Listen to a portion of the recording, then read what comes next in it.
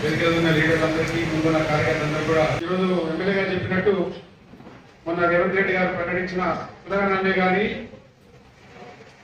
దాంతో పాటు బీసీలకు అయితే మనం చేసామో అదొకటి ఎస్సీ వర్గీకరణ గురించి మనము గ్రామాల్లో ప్రజల వద్ద తీసుకెళ్ళడానికి సమావేశం ఏర్పాటు చేస్తున్నారు. వేరే వచ్చి మీ కుర్చీలలో కూర్చుంటారు.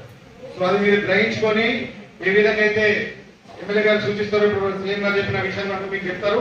అవన్నీ కూడా మీ గ్రామ కమిటీతో పాటు మీ బూత్ కమిటీలు, మీ సమన్వయ కమిటీలో గ్రామానికి ఒకరు ఉన్నారు మెంబర్ ఉన్నారు, సిద్ధమ కమిటీ మెంబర్స్ ఉన్నారు.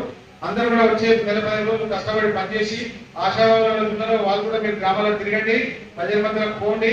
ఏదైతే లబ్ధిదారులు ఇస్తున్నారో ఎమ్మెల్యే గారు ఆఫీస్కి వెళ్ళి తీసుకొని మీ గ్రామాల్లో వచ్చిన లబ్ధిదారుల దగ్గర పోయి వాళ్ళని కన్విన్స్ చేసి వారు ఒక్క ఓటుతో కాకుండా పక్కన ఓటు కూడా అనేపించే విధంగా ప్రయత్నం చేయాలి. ఎందుకంటే మీరంటే ఇప్పుడు కష్టపడి ఆ కుర్చీలలో మీరు కూర్చోకపోతే మీకు దానికి వాయిపోతుంది. సో మీరందరూ కూడా అన్ని విభేదాలు ఎమ్మెల్యే గారు చెప్పినట్టు, లీడర్ చెప్పినట్టు అన్ని పక్కన పెట్టండి. కొత్త వర్గం పాత వర్గం ఏ వర్గం లేదు, ఒకటే కాంగ్రెస్ వర్గం. అదే చేయి గుర్తు, అదే గుర్తు మనది. అందరూ ఇప్పుడు అందరం కష్టపడతాం. కొంతమందికి టికెట్లు వస్తాయి, కొంతమంది టికెట్ రావు. కానీ అంత మాత్రాన మనం పార్టీని వదిలిపెట్టి పోయలేదు. ఇక పార్టీ అంటే కన్న తల్లి ఒక చెట్టు, ఒక నీడేస్తుంది. రేపు ఇప్పుడు మన అధికారం ఉన్నాం కనుక ఏదో విధంగా అందరికీ న్యాయం జరిగే విధంగా అందరం కూడా కష్టపడుతున్నాము.